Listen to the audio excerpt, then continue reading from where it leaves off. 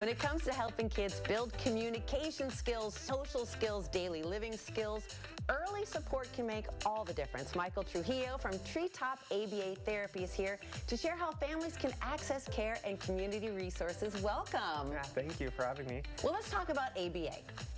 Yeah, so ABA is it's called Applied Behavior Analysis, and we are helping kids with autism work on social skills, school readiness skills, flexibility, transitions, and kind of working with families to get them ready to go out in the real world. What age kids do you start with? So we typically start with kids after birth all the way up till adolescence, even through ages 18 if needed.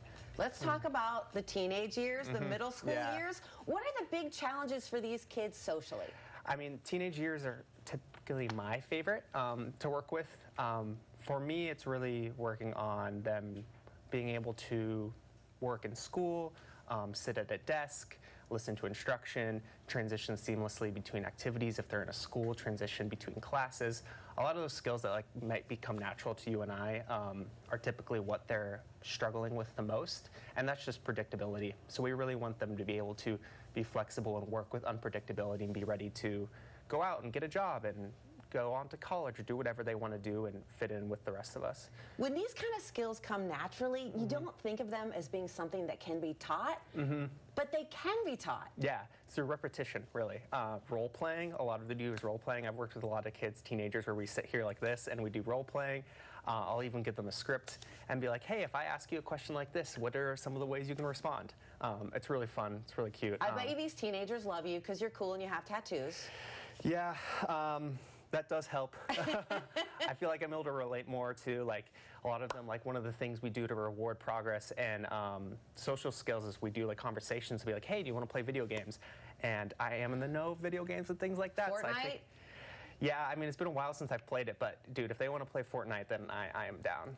Because there are important skills, and like, you know, I have teenage boys, so I know that gaming is an important thing. Yeah. And you do kind of have to understand a give and take. Yeah.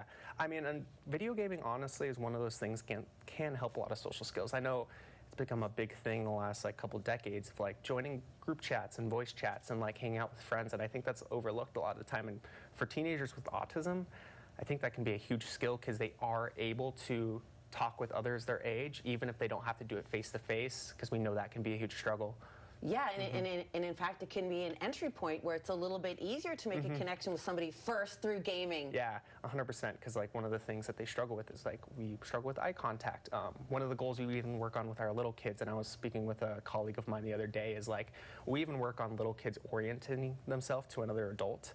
That could be a skill even if we need to work on conversation skills, right? Can we even like face another person, make eye contact with them? And that's a huge skill that we have with, you know, conversating with another adult or another human, you mean right? Physically oriented, like I'm facing you. Yeah, because if you think about it, right, like as a human, we typically always orient ourselves towards the speaker. Yeah. That might not come naturally to kids with autism, and that's one huge skill that we can teach them that will help progress their social skills for the rest of their life. And I know early intervention is shown to be really important and have a much bigger impact. So if families are thinking about trying ABA therapy for their kids or teenagers, you've got an event coming up, Chill Act, May 9th.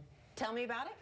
So Chill Act, it's basically an organization that is bringing together a bunch of different therapists and providers in our field, from ABA, speech, occupational therapy, physical therapy, homeschoolers, different type of providers, and we're all under one roof.